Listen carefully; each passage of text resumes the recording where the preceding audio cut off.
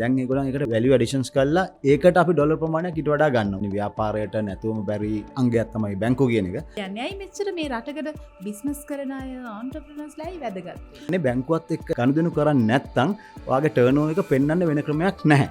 ලංකාවේ බිස්නස් සහ බැංකින් ගැන තමයි අද කතා කරන්න හදන්නේ. ඉස්සෙල්ලා අපි කරේ යම්කිසි දෙයක් ගහෙන් කැඩුවා යවුවා පිටරට.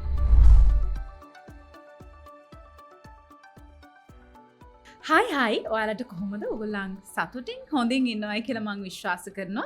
ඔයගොල්ලන් මේ ඇවිත් ඉන්නේ, ඔයගොල්ලන් මේ එකතු වෙලා ඉන්නේ SDB Month Hero podcast series එකේ තවත් එපිසෝඩ් එකක් එක්ක. දැන් ඔයගොල්ලන් දන්නවා අපි SDB Month Hero podcast series එකේ මොනව ගැනද කතා කරන්න කියලා. ඔයා කවුරුණත් ඔයා මොනව කරත් අපේ රටේ බැංකින් ඉන්ඩස්ට්‍රි එක සහ මූල්‍යකරණය ඒ වගේම ගනුදෙනු කියන්නේ අනිවාර්යෙන් ඔයා දැනුවත් වෙන්න ඕනේ විෂය පදයක්. ඉතින් SDB Month Hero podcast series එකෙන් අපි මේ කරන්නේ අන්න ඒ දැනුවත් කිරීම. හැමෝටම තේරෙන විදිහට, හැමෝටම පහසුවෙන් තේරුම් ගන්න පුළුවන් විදිහට ලංකාවේ බැංකුකරණය, ලංකාවේ මූල්‍ය ගනුදෙනු, බැංකුව ඇතුලේ මොනවද වෙන්නේ? මෙන්න මේ වගේ දේවල් ගැන තමයි අපි SDB Month Hero මේ podcast series එකෙන් කතා කරන්නේ. ඉතින් අද අලුත් දවසක්. අද මේ SDB Month Hero podcast series එකේ මේ එපිසෝඩ් එකකින් අපි මොනවද කතා කරන්න හදන්නේ? අපි ලංකාවේ බිස්නස් සහ බැංකින් ගැන තමයි අද කතා කරන්න හදන්නේ. මම හිතනවා ඔයා බිස්නස් එකක් ස්ටාර්ට් කරන්න හිතාගෙන ඉන්නවා නම්, එහෙමත් නැත්නම් දැනටමත් ඔයාලට බිස්නස් එකක් තියෙනවා නම්, ඒක ග්‍රෝ කරගන්න ඕනේ කියලා හිතනවා නම් මේ එපිසෝඩ් එක අනිවාර්යෙන් ඔයාට බොහොම වැදගත් වෙයි. එතකොට මේ ගැන කතා කරන්න අද අපි කාටද ඉන්වයිට් කරේ? SDB බැංකුවේ ව්‍යාපාර බැංකුකරණය පිළිබඳ ප්‍රධාන කළමනාකරු තරංගනි සිල්වා. අයිබෝන්, කොහොමද මේ දවස්වල ලංකාවේ බිස්නස්?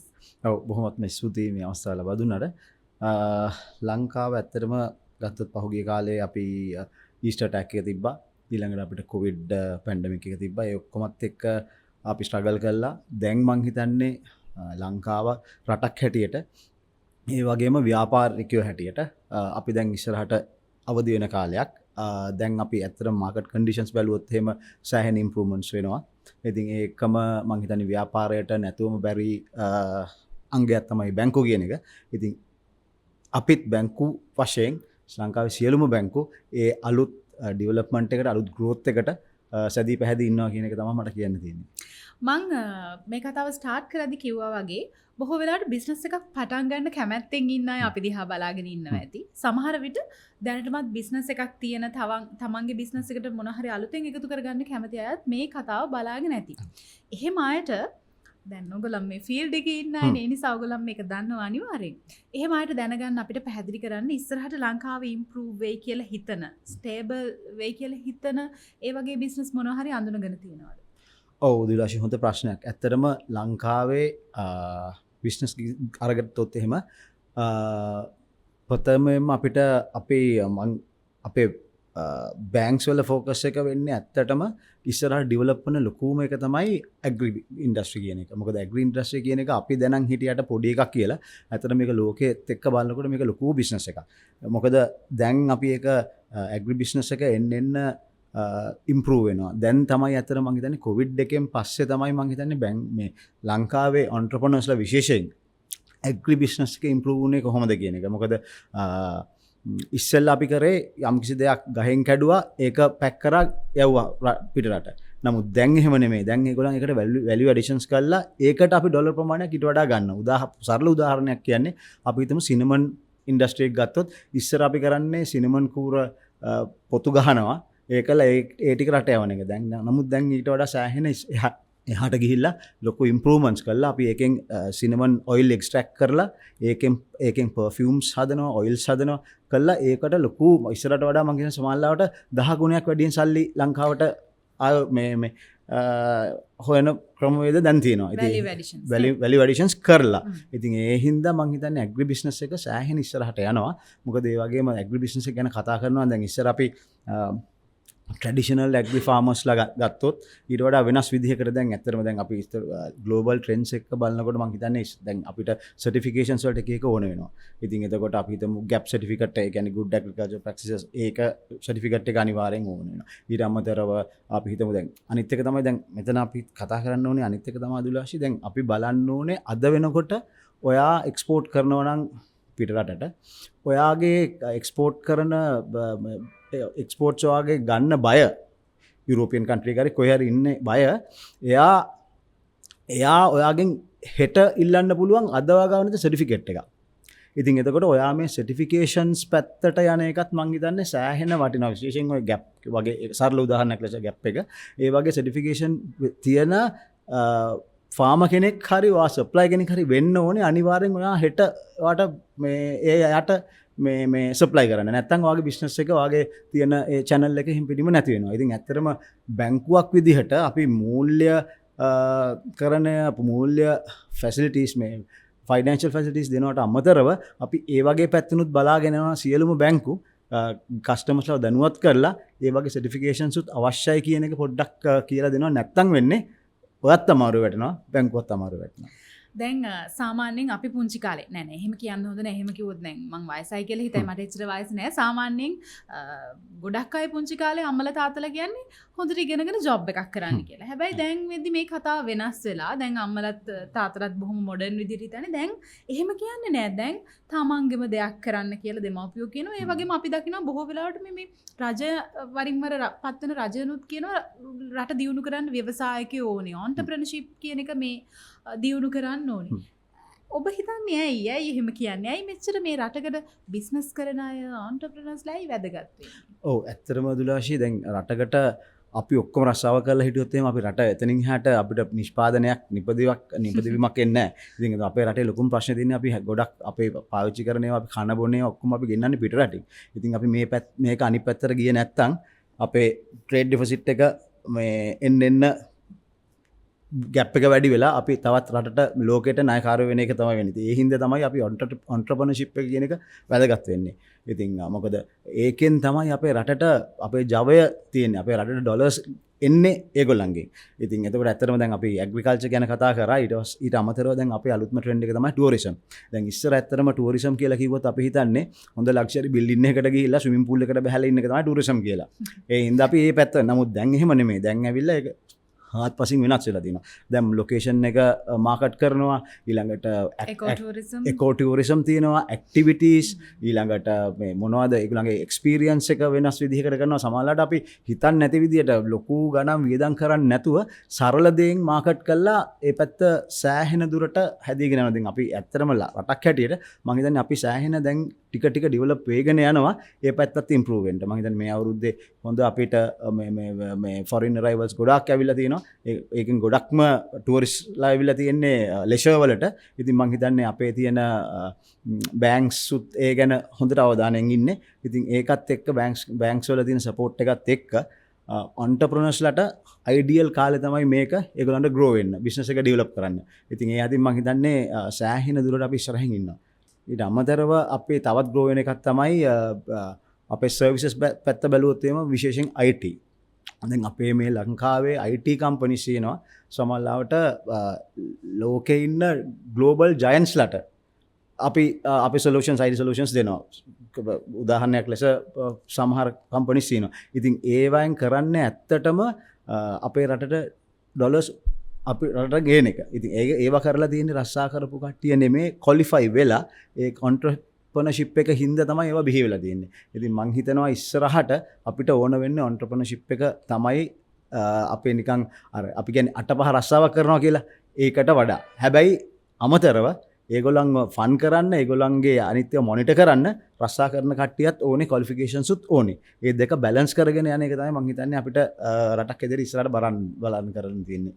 දැන් අපි දකිනවා මේ බලාගෙන ඉන්න අපේ කට්ටියටත් මතක් වෙයි මම මේක කියද්දි ගොඩක් වෙලාවට බැංකුව එහෙම ඒගොල්ලන්ව ප්‍රොමෝට් කරගන්න අවස්ථාවල අපිට ඇහිලා තියෙනවා කියනවා බිස්නස් කරන කෙනෙක් නම් මුල ඉඳලම බැංකුවක් එක්ක එන්ගේජ් වෙන්න ඕනේ. මේක ගොඩක් වෙලාවට අපිට ඇහෙන්නේ මේ ප්‍රොමෝෂන් කැම්පේන් වලම තමයි. ඇත්තම මොකක්ද ඕකේ මේ යටින් කියවෙන කතාව?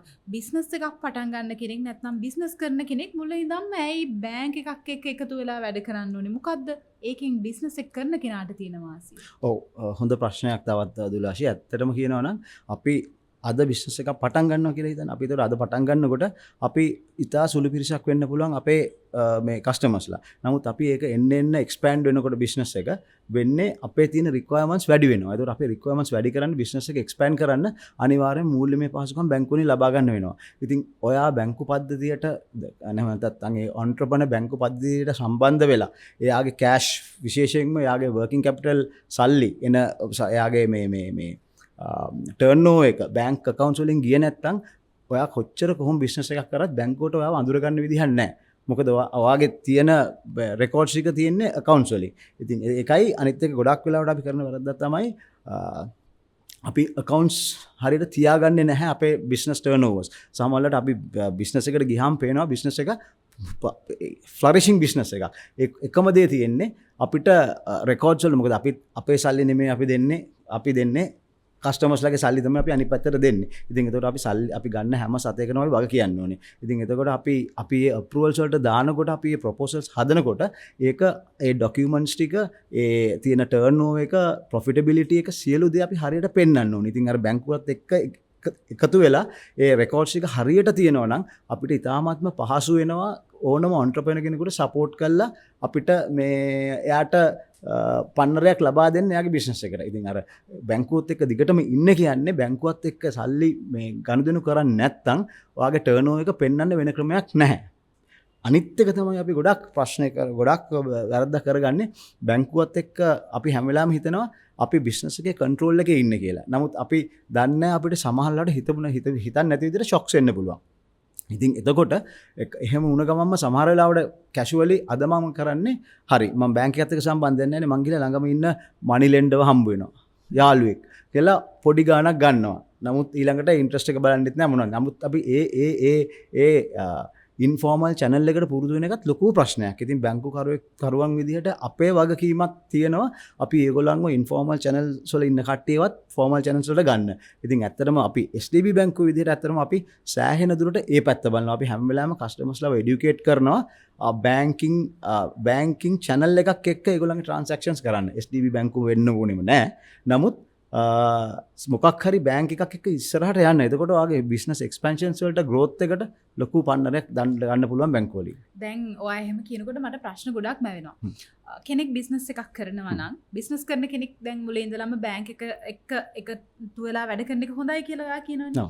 බිස්නස් කරන අයට මොනවද බැංක් එකෙන් හම්බෙන සර්විසස්? දැන් අපි දන්න ඕන නම් ලෝන් එකක් ගන්න පුළුවන්, කරන්ට් account එකක් ඕපන් කරලා අපිට මේ OD ගන්න පුළුවන්. මේ වගේ දේවල් අපි දන්නවා. ඊට අමතරව අපි දන්න දේවල් වලට අමතරව තව මොනවද බැංකුවෙන් ගන්න පුළුවන් සර්විසස්? ඔව් ඇත්තටම කියනවා නම් තුලාශී දැන් බැංකුවක් එක්ක ගමනක් ඉස්සරහට යනකොට අර ඔයා ඩොක්ටර් කෙනෙක් හම්බ වෙනවා වගේ තමයි. ඔයාගේ තියෙන සිම්ප්ටම්ස් හරියට ඩොක්ටර්ට කිව්වේ නැත්නම් ඔයාට හරියට ඩොක්ටර් ඩයග්නෝස් කරලා ඔයාට බෙහෙත් දෙන්නේ නැහැ. දොස්තරට බොරු කියන්න හොඳ නැහැ කියනවනේ. හොඳ අන්න ඒක ඒම තමයි ඒ තියරි එකම තමයි බැංකුවත් කියන්නේ.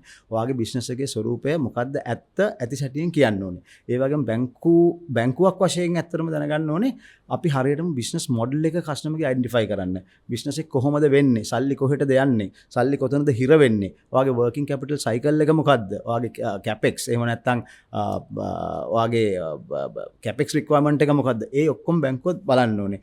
බලලා ඉවර වෙලා ඒ අනුව ඩිසයින් කරන්න ඕනේ. ඉස්සර තමයි ඇත්තටම දුලාශී ඉස්සර අර one size fits all කියලා තිබ්බා. බැංකුවේ තියෙනවා මේ ප්‍රොඩක්ට්ස් ටික හරි මෙන්න ටර්ම් ලෝන් එකක් තියෙනවා, හවුසින් ලෝන් එකක් තියෙනවා, ලීස් එකක් තියෙනවා මේ විදිහට ඔයා ගන්න. නමුත් දැන් එහෙම නෙවෙයි. දැන් ඒක වෙනස් වෙලා තියෙනවා.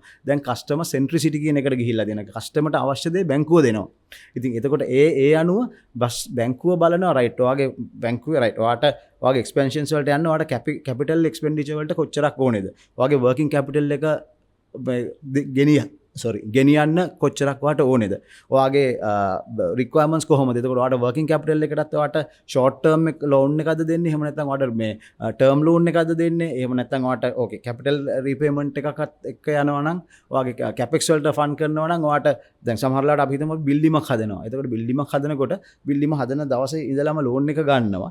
හැබැයි ඔයාට සල්ලි එන්නේ නැහැ පළවෙනි දවසේ ඉඳලා. එතකොට අපි බලන්න ඕනේ බිල්ඩිම හදලා එයාගේ සල්ලි උත්පාදනය වෙන දවස වෙනකන් අපිට ග්‍රීස් පීරියඩ් එකක් අපි එක්ක යන්නේ. එතකොට ඒ වගේ අපි බිස්නස් එක මොකක්ද කියලා හරියට අයිඩෙන්ටිෆයි කරන්න ඕනේ. එතකොට දැන් ගොඩක් වෙලාවට දැන් අපි STB බැංකුව විදිහට අපි කරන්නේ අපි හැම වෙලාවෙම කස්ටමර්ත් එක්ක ඉන්නවා. කස්ටමර් විසිට් කරනවා, ෆීල්ඩ් එක විසිට් කරනවා.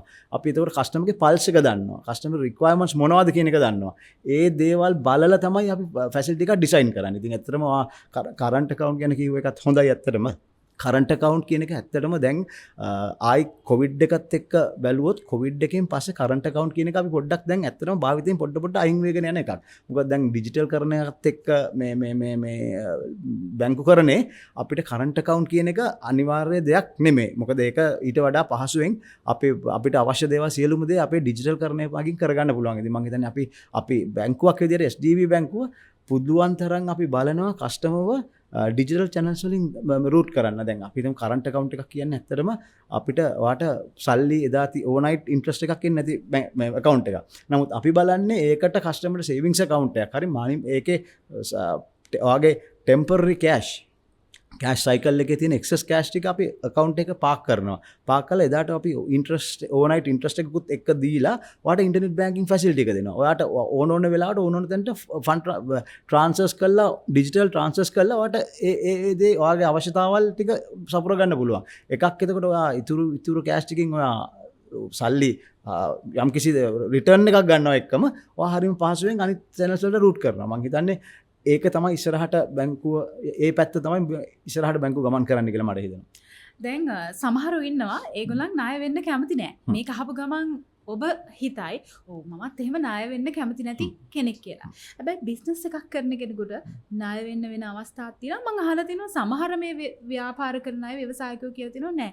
සමහර තැන්වලදී ණය වෙන එක හොඳයි කියලා. ඒ ගැන ඔබේ මතය? ඔව් ණය වෙනවා කියන්නේ දුලාශි මෙහෙමයි.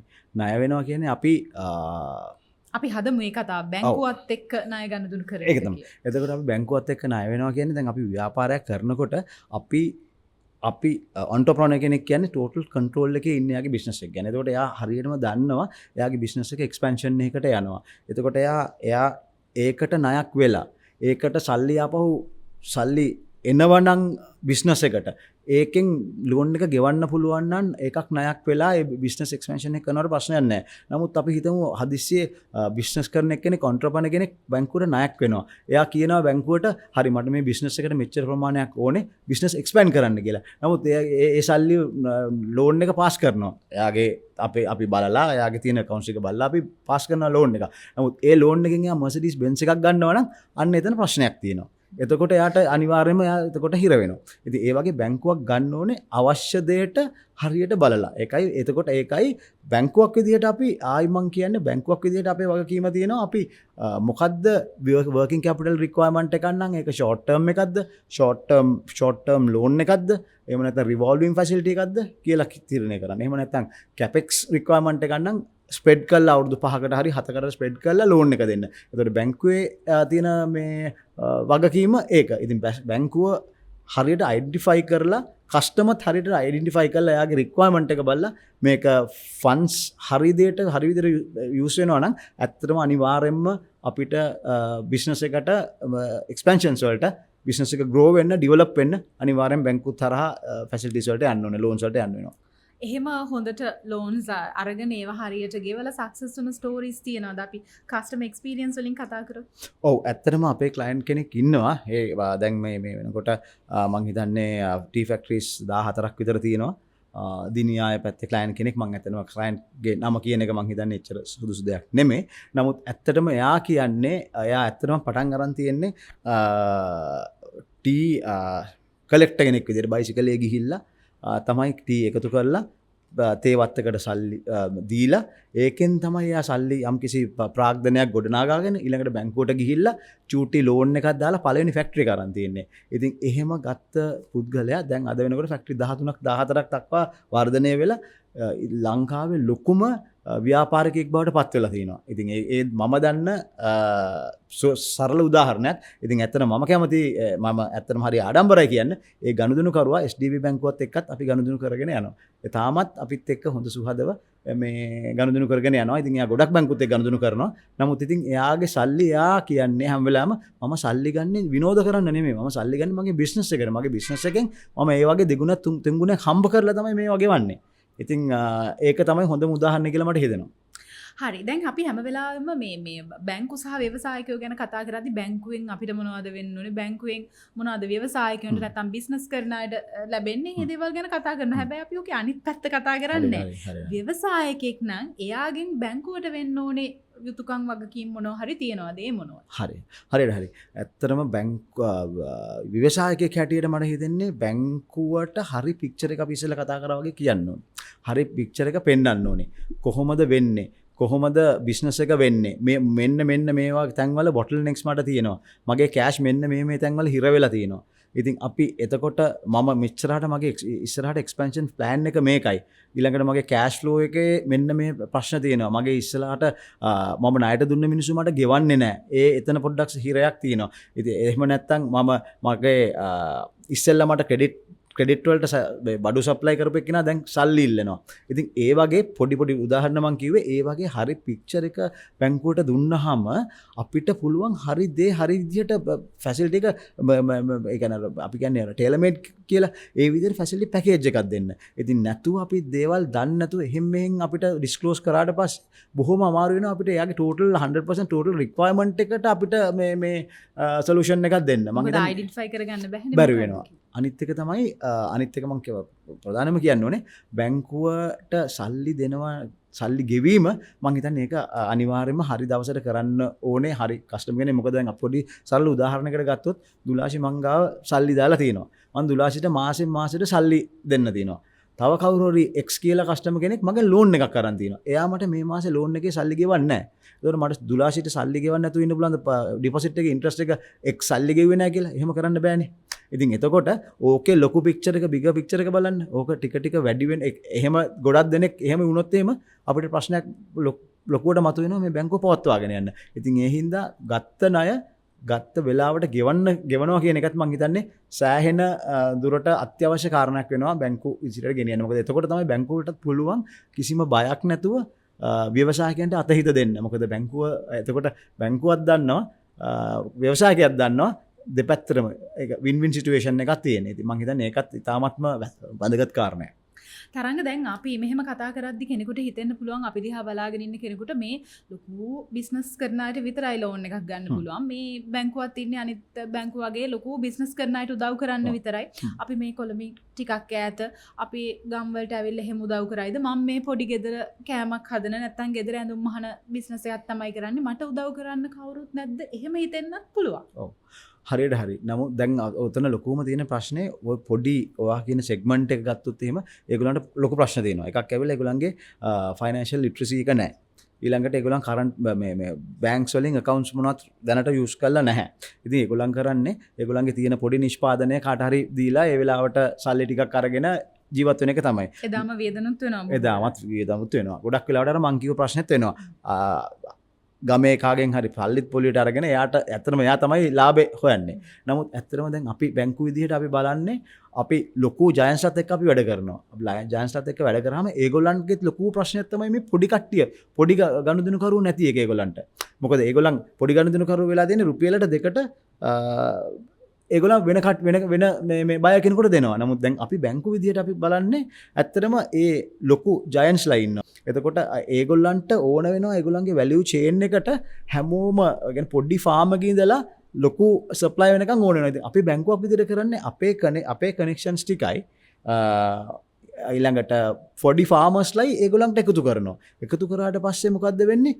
මේගොල්ලන්ට assured supply එකක් හම්බ වෙනවා. ඒ වගේම මේ පොඩි ෆාමර්ට assured buyer කෙනෙක් ඉන්නවා. ඉතින් අපි ඒ entire value chain එකම බලලා ඒ හැම අවස්ථාවෙම අපිට බැංකුවක් විදිහට ඉදිරිපත් වෙලා අපිට පුළුවන් ඒකට සහභාගී වෙලා ඒකට සල්ලි දෙන්න. අනිත් එක එතකොට දැන් අර ෆාමට ෆයිනන්ශල් ලිට්‍රසිය එකක් එහම නැත කවන්ස් නැති කිසි ප්‍රශ්නයක් වෙන්න නෑ මොකද බැංකුවට ලොක කම්පනිකෙන් බැංකුවට ශරන්ස එකක් දෙන මේ පේමට එක සප්ලය ඒගලට කරට පස බැංකුවට කෙලිම පේමට එක් කරනවා කියලා ඉතින් එතකොට අපි පොඩි එක්කෙනගේ කවන්ට කෝපන් කල්ලා පොඩි ෆාමගේ කවන්ට කෝපන් කලා එයාගේ කවන්ට කරතම මෙයා සල්ලිදාන එතකොට එයා අපේ ලෝන් එක ගෙවල ඊට පස තමයි යන්නේ එයාගේ තුර සල්ටි ගන්න එතකොට වෙන්නේ එයත් ෆෝමල් චැනල් එකට අන්න පුරුදු වෙනවා එතකොට ඒකෙන් එයාට ඉස්සරහට ලෝන් එකක් ගන්න බ්ලිස් එකක් ගන්න ඕන දෙකට ෆෝමල් චැනල් එකට ආවට පස්සේ මේ පුරුදු වෙනවා ඉතින් ඇත්තටම බැංකුවක් විදිහට අපේ ලොකු වගකීමක් ඒක මං හිතනවා අපි ඒක STB බැංකුව විදිහට ඉතාම සාර්ථක ලෙස අපි වැලියු චේන් ෆයිනෑන්සින් හරහා ඒ දේ සිද්ධ කරනවා කියලා. හරි මං අහලා තියෙනවා කතාවක් තරංග සක්සස් වෙන්න කැමති කෙනෙක් එහෙම නැත්නම් තමන්ගේ ජීවිතේ දිනන්න කැමති කෙනෙක් පුංචිම හරි අවස්ථාවක් හම්බ වෙනවා නම් පොඩිම chance එකක් ආවත් ඒක අතාරින්න නෑ කියලා. දැන් මං ඒක ඇප්ලයි කරගන්න හදන්නේ. මටත් හිතුණා මේ ඩිස්කෂන් එක අහගෙන ඉඳලා බිස්නස් එකක් පටන් ගන්න. ඒ නිසා දැන් ඔයත් මෙතෙන්ට ඇවිල්ලා ඉන්න වෙලාවේ මේ අතාරින්න හොඳ නෑ ඔයාව. දැන් අපිට කියන්නකෝ බලන්න කෙනෙක් බිස්නස් එකක් පටන් ගන්න කැමති නම් නැත්නම් දැන් බිස්නස් එකක් තියෙනවා නම් SDB බැංක් එකට ආවොත් මොනවද තියෙන benefits? ඔව අපි බැංකුවකට ස්ටාර්ට්අප්ස්වලට බිස්නස් වලට අපි සපෝට් කරනවා කරලා තියෙනවා ඒ වගේම අපි ඒක බිස්නස් එක ග්‍රෝ කරලා ඊළඟට නෙක්ස් ලෙවල් එකට කස්ටමර්ස්ලා ගෙනහිල්ලා තියෙනවා. ඉතින් ඇත්තටම ඉස්සෙල්ලාම අපි බලන්නේ කස්ටමර්ගේ ඉන්ටෙන්ෂන් එක මොකද්ද? හරියටම බලන්නේ මෙයාගේ කොහොමද එක්ස්පෝෂර් එක මේකට තියෙන්නේ. දැන් බිස්නස් එකක් අපි හිතමු අද රෑ නිදාගෙන හෙට උදේ නැගිටලා මම බිස්නස් එකක් කරනවා කියලා කරන්න බෑ. ඒකට දැක්මක් තියෙන්න ඕන. විෂන් එකක් තියෙන්න ඕනේ. ඉතින් එතකොට ඒ වගේ අපි ඒක හැමදේ අතිම මොනිටර් කරනවා. එයාගේ මොකද්ද එක්ස්පෝෂර් එක ඊළඟට එයා කොහොමද එයාගේ දැක්ම මොකද්ද? ඊළඟට එයා මොකද්ද කරන්න යන්නේ? කරන එකට ඩිමාන්ඩ් එක තියෙනවද බයස්ලා ඉන්නවද එතකොට මෙයාගේ කොහොමද ප්‍රොඩක්ෂන් කොස්ට් එක කොහොමද මෙයා එක ප්‍රයිස් කරන්න කීයටද එතකොට ඒකේ ප්‍රොෆිටබිලිටි එක කීය දෙන්නේ ඒ සියලුම දේ බලලා මොකද අපි ඒ ටික බලන්න ඕනේ අනිවාර්යයෙන් මොකද අපිට බ්ලයින්ඩ්ලි ෆැසිලිටිස් එහෙම මේවා කරන්න බෑ ඉතින් අපි බලලා ඒ ක්‍රයිටීරියාස් ටිකක් අපි තියෙනවා තියලා ස්ටාර්ට්අප්ද නැද්ද කියලා නැහැ ප්‍රශ්නයක් නැහැ අපි ඒ සියලුම දෙනාට ඒක ඒගොල්ලන්ගේ තියෙන කැපැසිටි එක කැපබිලිටි එක අනුව අපි ඒගොල්ලන්ට උදව් කරනවා එකම දේ තියෙන්නේ අපි මෙතන අපි ඕපන්ලි කියන්න ඕනේ අර ස්ටාර්ට්අප්ස් වලට අපි සමහරවිට බලන ක්‍රයිටීරියා එක වැඩි වෙන්න පුළුවන් එක්සිස්ටිං බිස්නස් කස්ටමර්ස් වලට වඩා. නමුත් ඒ අපි ඇයි කරන්නේ එකක් ප්‍රධානම දේ එයාගේ ආරක්ෂාව. මොකද තමන් තියෙන යම්කිසි පටන් ගන්න බිස්නස් එකක් පටන් ගන්න යම්කිසි ප්‍රාග්ධනයක් ගොඩනගාගෙන බිස්නස් එක පටන් අරගෙන ඒ දැක්මත් එක්ක ඔක්කොම කළා අපි හරියට ඒ ගමන ගියේ නැත්තම් බැංකුවයි එයයි මැදදී හිර වුණොත් අපි ෆැසිලිටි එකක් දෙන්නම් කියලා පටන් අරගෙන ටිකක් ගිහිල්ලා මම මෙතනින් එහාට අපිට දෙන්න ආව ගියොත් එහෙම එයාට ආයි මේ no turning back. ඉතින් එතකොට අපි ඒ වෙලාව ඒ අවස්ථාව අපි මේ කස්ටමර්ට මුණ පාන්න දෙන්නේ නැහැ. ඒ හින්දා අපි හොඳට ඒ ටික කොහොම බලලා ඒ යාගේ අවශ්‍යතාවය අනුව අපි පැකේජ් එක හදනවා. ඉතින් ඒ හින්දා මං හිතන්නේ අපි සෑහෙන සාර්ථක වෙලා දිනවා. මොකද ඒක අනිත් එක තමයි සාර්ථකම මේ තවත් අපි සාර්ථකත්වය ලබන්නේ අපේ STB බැංකුවේ අපේ ග්‍රාස් රූට්ස් ඔක්කොම තියෙන්නේ ගොඩක් එළියේ රූරල් ඒරියාස් වල. ඉතින් අපේ ෆීල්ඩ් ඔෆිසර්ස්ලා ඉන්නවා. අපේ ඒගොල්ලන් හැම වෙලාවෙම විසිට් කරනවා. එතකොට අපිට ඒගොල්ලන්ගේ රිපෝට්ස් තියෙනවා. අපිට ඒගොල්ලන්ගේ ලේටස්ට් මොනවාද ඩෙවලොප්මන්ට්ස් ඒ ඒරියාස් වල තියෙනවා. ඒ ඔක්කොමත් එක්ක අපි මේ ඩේටාස් ඔක්කොමත් එක්ක ඇනලයිස් කරලා අපිට ඩිසිෂන්ස් වලට යන්න හරි ලේසියි. හරි ඔබ එකතු වෙලා ඉන්නේ SDB මන්තිරෝ පොඩ්කාස්ට් සීරීස් එකේ තවත් වටින එපිසෝඩ් එකක් එක්ක අද අපි කතා කරේ බිස්නස් බැංකින් ගැන. ඔබ වටින SDB බැංකුවත් එක්ක එකතු වෙලා ඔබට වටිනකමක් එකතු කරන්න තමයි අද එපිසෝඩ් එකෙන් try කරේ. මේ එපිසෝඩ් එකට එකතු වෙන්න අද ආවේ SDB බැංකුවේ ව්‍යාපාර බැංකුකරණය පිළිබඳව ප්‍රධාන කළමනාකරු තරංග D Silva. Thank you so much. බොහොම ස්තුතියි. Thank you. SDB මන්තිරෝ මේ එපිසෝඩ් එකට ආවට. හොඳයි එහෙමනම් අද අපි එපිසෝඩ් එක නවත්තනවා. හැබැයි අපි ලෑස්ති මේ විදිහට ඔයා දැනගන්න ඕනේ ලංකාවේ බැංකින් ඉන්ඩස්ට්‍රි එක ගැන එතකොට මූල්‍ය කටයුතු ගැන මේ දේවල් ගැන කතා කරන්න. ඔයාට අපේ මේ සීරීස් එක බලාගෙන ඉඳි හිතුණා නම් ඊළඟට කතා කරන්න ඕනේ මෙන්න මේ ටොපික් එක ගැන. නැත්නම් අපි කැමති මෙන්න මේ ටොපික්ස් ගැන කතා කරන්න කියලා. එහෙමත් නැත්නම් ඔයාට හිතෙනවා නම් SDB බැංක් එකත් එක්ක එකතු වෙලා ඔයා කැමති ඉස්සරහට යන්න කියලා කමෙන්ට් කරන්න, ලයික් කරන්න, සබ්ස්ක්‍රයිබ් කරන්න. ඒ ඔක්කොටම ඔයාට chance එක තියෙනවා. ඒ වගේම ඔයා දැනගන්න ඕනේ දෙයක් තියෙනවා නම් අපි ලෑස්ති SDB මන්තිරුව මේ පොඩ්කාස්ට් සීරීස් එකේ එපිසෝඩ් එකක් ඔයාගේ අදහස වෙනුවෙන් වෙන් කරන්න. ගිහින් එන්නම් ප්‍රාර්ථනා කරන්න ඔයාට ජය. බයි.